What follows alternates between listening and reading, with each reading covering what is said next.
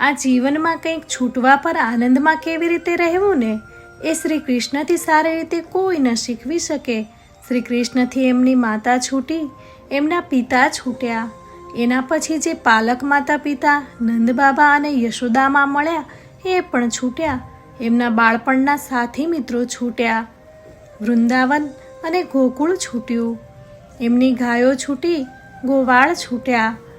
માખણ અને મિશ્રી છૂટ્યા. એટલું જ નહીં, એમની પ્રિય રાધા પણ છૂટી. અને પછી મથુરા પણ છૂટ્યું.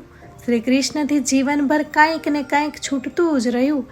શ્રી કૃષ્ણ જીવનભર ત્યાગ કરતા જ રહ્યા.